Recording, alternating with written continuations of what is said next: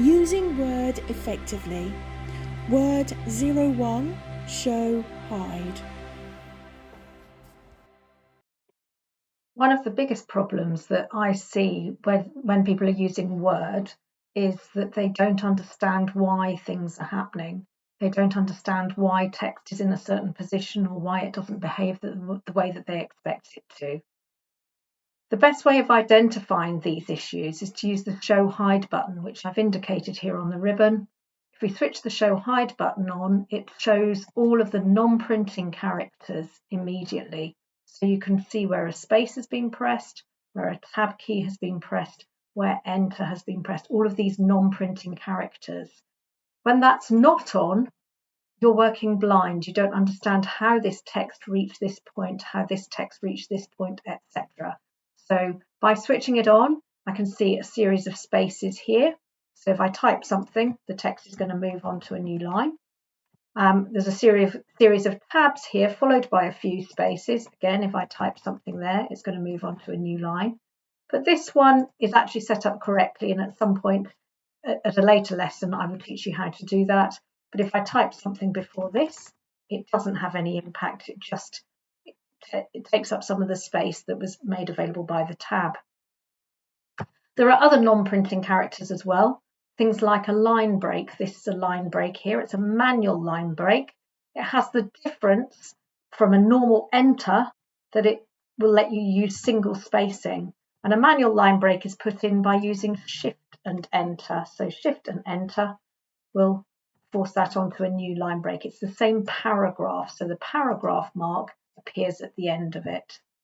Another non-printing character that shows is the end of cell marker when you have a table in your document. If I switch that off, it's very difficult to see how this text got into two columns. When I hover over it, I can see a four-way arrow which lets me know it's in a table. And if I click into it, the table menus become available up at the top, so I know it is a table. But with the Show Hide on, you will get the end of cell markers, which give you a clearer indication immediately that you're working within tables. There just aren't any borders on this particular table. Another part of non-printing characters is hidden text. So hidden text will appear with a little dotted underline. If I switch the Show Hide off, it would not come out of the printer. It might be an instruction to me, it might be some information, something like that, just to help guide me. But it won't actually come out of the printer, and the chances are that your recipient might not see it unless they have the Show Hide button on, in which case they would. So useful for instructions to yourself. When you have a grammar error, this particular grammar error is because there are two spaces. If you take the Show Hide off, you can't see the two spaces. But when the Show Hide is on, you can see the two little dots indicating that there are two spaces.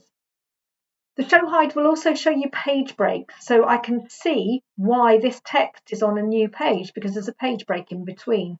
If I wanted to close up that gap, I can simply delete the page break and it will close it up. By having the Show Hide on, that's a very quick action. If the Show Hide isn't on, you're not so sure what's going on there. There's nothing really to show you. And as we move down the document, there's actually a third page, but how did that text get there? Again, with the Show Hide on, you can see that Enter's been pressed a lot of times. So if I did want to close up that gap, I have to delete all of these Enter marks. So I need to select them all and press my Delete key, and that would close up that gap.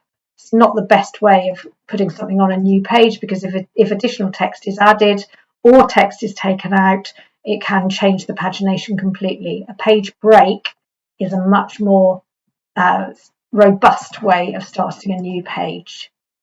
So the Show Hide button is key to being able to find out what is going on with your document and why.